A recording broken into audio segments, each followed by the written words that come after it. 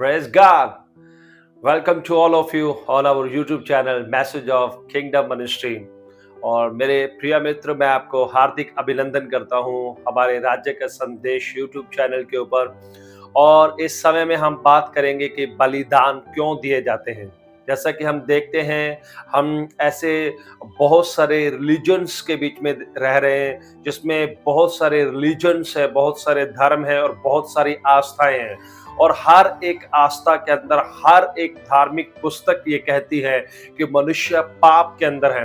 और मनुष्य पाप के अंदर होने के कारण मनुष्य को जो विवेक है और मनुष्यों की जो धार्मिक पुस्तकें हैं, वो उन्हें इस बात के लिए पुश कर रही हैं कि वो अपने पापों के लिए कर्म कांड करें और बलिदानों को दें। और इस प्रकार हम देखते हैं कि मनुष्य पाप करने के कारण मनुष्य की विवेक में ये आवाज बनी रहती है कि उसे पापों की क्षमा की जरूरत है, और वो पापों की क्षमा के लिए बलिदानों को करता है। तो इसलिए मैंने आपसे क्वेश्चन पूछा है कि मनुष्य बलिदान क्यों देते हैं।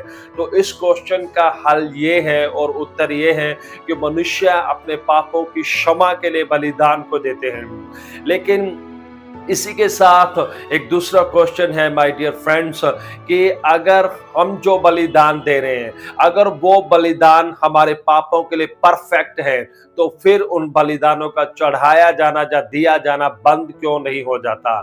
इसलिए आप उन बलिदानों को लगातार करते आ रहे हैं और देते आ रहे हैं, क्योंकि वो बलिदान कैपेबल नहीं है, परफेक्ट नहीं है कि वो आपके पापों को क्षमा कर सके। इसलिए आप प्रति वर्ष या प्रतिदिन उन बलिदानों को दिन प्रतिदिन या प्रति वर्ष या किसी नियत समय में आप उन बलिदानों को चढ़ाते आ रहे हैं। और ज्यादातर हम पशुओं को बलिदान करते हुए, उनके लहू को बहाते हुए, हम अपने आप को ईश्वर के सामने धर्मी ठहराने का प्रयास करते हुए या अपने पापों की क्षमा के लिए ईश्वर को हम बलिदान देते हैं। इस बात को नोट कीजिए, मनुष्य ईश्वर को बलिदान दे रहे हैं, ईश्वर को लहू दे रहे हैं, ताकि वो परमेश्वर का क्रोध अपने ऊपर ना ले और वो उस दंड से बचे जो पाप के लिए मनुष्य को दिया जाता है। लेकिन मैं आपको गुड न्यूज देना चाहता हूं, और वो गुड न्यूज ये है कि परमेश्वर ने आपके लिए बलिदान दिया है। आज हम देख रहे हैं कि मनुष्य परमेश्वर को बलिदान दे रहे हैं, लेकिन मैं एक ऐसी आस्था के बारे में, एक ऐसे विश्वास के बारे में जो कोई धर्म नहीं है, वो सिर्फ एक विश्वास है, वो परमेश्वर का हृदय है, वो परमेश्वर का भेद है मनुष्य जाति के लिए। और परमेश्वर ने मनुष्यों के लिए बलिदान दिया है, और जो बलिदान परमेश्वर ने मनुष्यों के लिए दिया है, वो एक मनुष्य का ही बलिदान है, संपूर्ण मनुष्य जाति के लिए। और जब हम यूहन्ना की किताब और उसका पहला अध्याय और उसके 29 वचन को देखेंगे, तो वहां पर लिखा है, देखो परमेश्वर का मेमना जो जगत के पाप को उठा कर ले जाता है। हम देख रहे हैं कि लोग ज्यादातर बकरों और छतरों के ऊपर अपने हाथों को रखते हुए और उनकी गर्दनों को काटते हुए, उनके लहू को बहाते हुए पापों की क्षमा ईश्वर से मांग रहे हैं। लेकिन ये बकरे छतरों का लहू आपके पापों को क्षमा नहीं कर पा रहा। लेकिन आज से 2000 साल पहले परमेश्वर ने अपने मेमने को, यानी कि एक मनुष्य को, संपूर्ण मानव जाति के लिए, किसी एक मनुष्य या एक आस्था या एक धर्म या एक देश के लिए नहीं, बल्कि संपूर्ण मनुष्य जाति के लिए परमेश्वर ने अपने मेमने को भेजा है, ताकि वो आपके पापों को उठा कर ले जाए, वो सारे जगत के पापों को उठा कर ले जाए।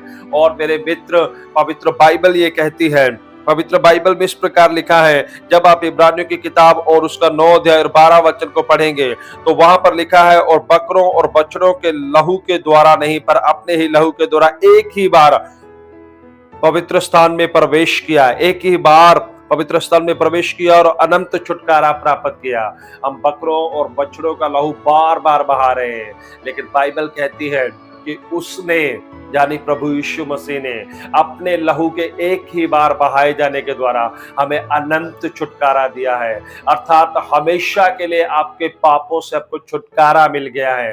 क्या आप ऐसे बलिदान के ऊपर विश्वास करना चाहेंगे? क्या आप एक ऐसे बलिदान के बारे में जानना चाहेंगे जो एक ही बार आपके लिए बहाया जाकर आपको हमेशा के लिए आपको अपने अपराधों और पापों से छुटकारा दे दे? यीशु मसीह ने ना सिर्फ इतना किया है, बल्कि जब हम इब्रानियों की किताब 10 अध्याय और 12 वचन को पढ़ते हैं तो वहां पर लिखा है, परंतु यह व्यक्ति तो पापों के बदले एक ही बलिदान सर्वदा के लिए चढ़ाकर परमेश्वर के दाहिने जा बैठा है।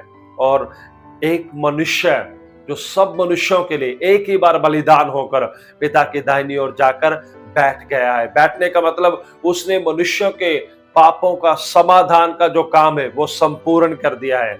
अब आपको कुछ भी करने की जरूरत नहीं है। और पवित्र बाइबल कहती है कि जहां पर पापों की क्षमा हो गई वहां पर अब कोई बलिदान बाकी नहीं रहा।